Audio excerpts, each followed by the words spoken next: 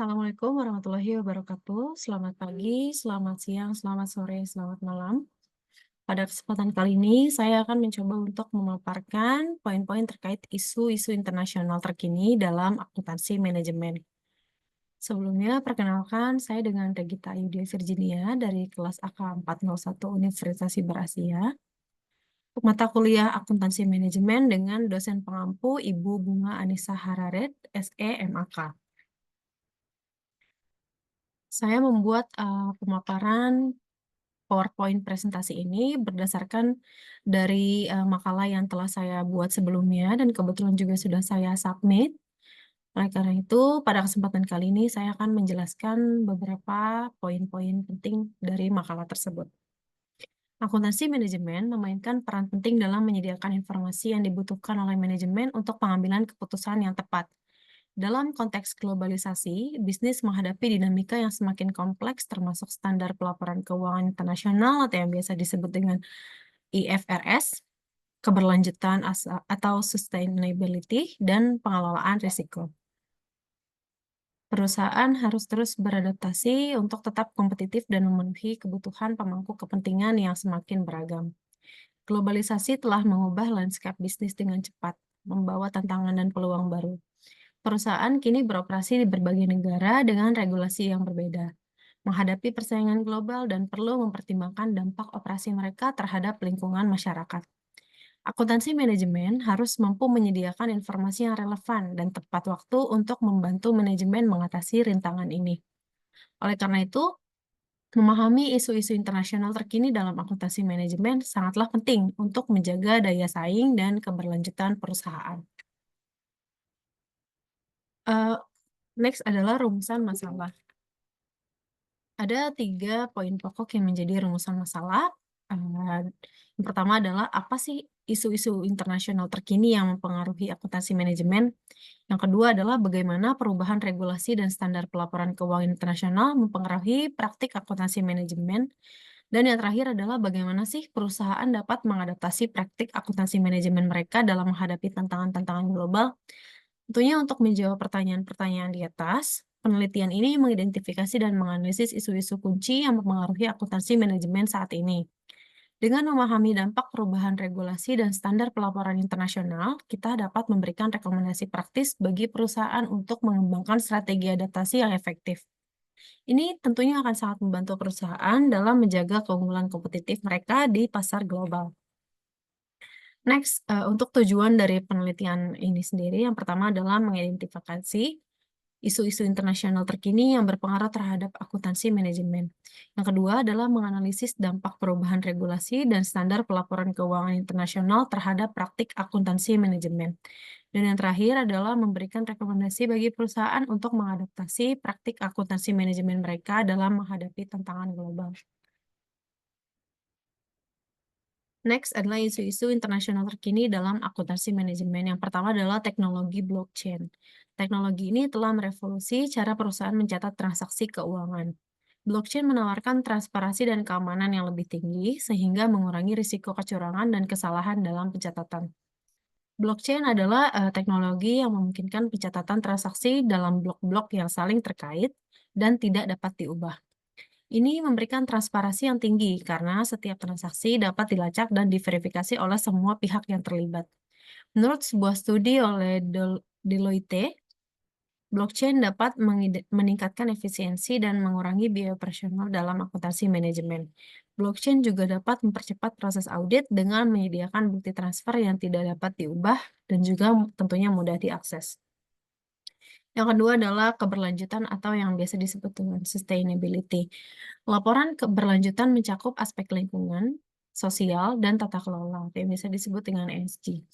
Perusahaan dituntut untuk melaporkan dampak operasi mereka terhadap lingkungan dan masyarakat, serta bagaimana mereka mengelola tata perusahaan.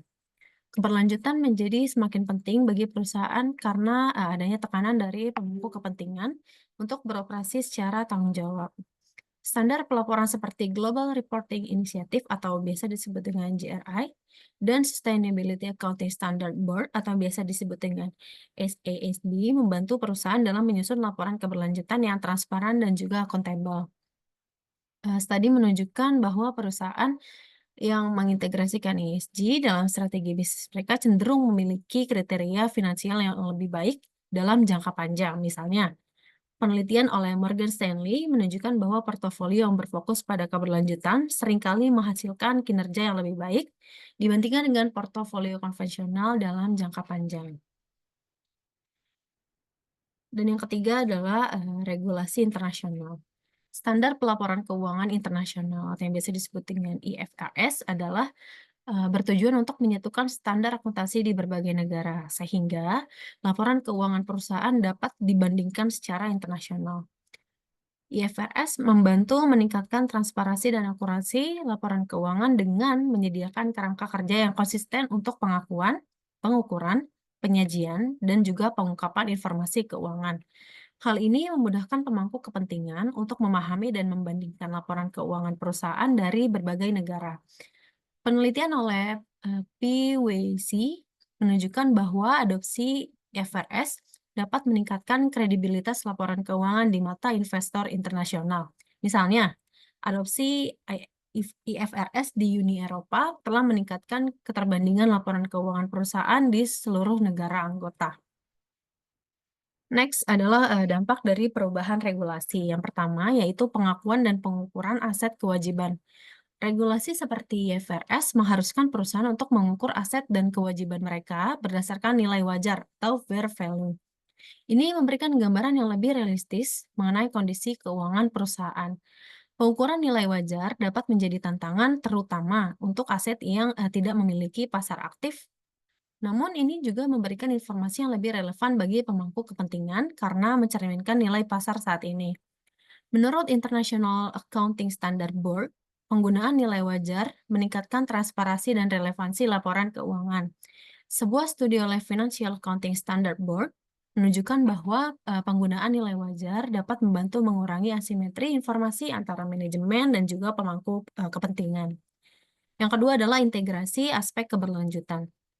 Perusahaan tentunya perlu ya untuk menyusun strategi bisnis yang mencakup aspek keberlanjutan untuk memenuhi tuntutan pemangku kepentingan dan regulasi yang ada. Integrasi aspek keberlanjutan dalam strategi bisnis membantu perusahaan dalam menjaga reputasi yang menarik bagi investasi yang berkelanjutan. Selain itu, ini juga membantu perusahaan dalam mengelola risiko lingkungan dan sosial yang dapat berdampak negatif pada operasi mereka. Penelitian oleh Harvard Business Review menunjukkan bahwa perusahaan yang menerapkan strategi keberlanjutan memiliki kinerja operasional yang lebih baik dibandingkan risiko yang lebih rendah. Misalnya, perusahaan yang mengurangi jejak karbon, mereka seringkali melihat penghematan biaya energi yang signifikan dan juga peningkatan loyalitas pelanggan. Next adalah adaptasi praktik akuntansi. Yang pertama adalah adaptasi teknologi. Penerapan teknologi seperti blockchain dan big data analysis dapat meningkatkan efisiensi dan akurasi dalam pengelolaan data keuangan. Blockchain memungkinkan pencatatan transaksi yang lebih aman dan juga transparan. Sementara big data analysis membantu perusahaan dalam menganalisis keuangan secara real time untuk mendukung pengambilan keputusan yang cepat dan tentunya tepat. Studi oleh McKinsey& Company menunjukkan bahwa perusahaan yang mengadopsi teknologi digital dalam akuntansi manajemen mengalami peningkatan produktivitas hingga 20%. Misalnya, penggunaan big data analysis dapat membantu perusahaan untuk mengidentifikasi tren pasar dan membuat prediksi yang lebih akurat. Selanjutnya adalah penguatan sistem laporan keberlanjutan.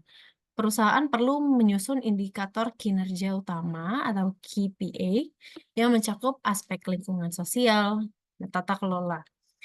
KPIs keberlanjutan membantu perusahaan dalam mengukur dan melaporkan dampak operasi mereka terhadap lingkungan dan tentunya juga masyarakat. Melibatkan pemangku kepentingan dalam proses ini yaitu meningkatkan transparansi dan akuntabilitas. Menurut Global Reporting Initiative atau GRI, pelaporan keberlanjutan yang baik dapat meningkatkan reputasi perusahaan dan menarik investor yang peduli dengan isu ESG. Misalnya, perusahaan yang transparan dalam melakukan dampak lingkungan, mereka seringkali lebih dihargai oleh konsumen dan juga investor. Dan yang terakhir adalah kepatuhan terhadap regulasi internasional. Memberikan pelatihan dan pengembangan sumber daya manusia untuk memastikan kepatuhan terhadap regulasi internasional.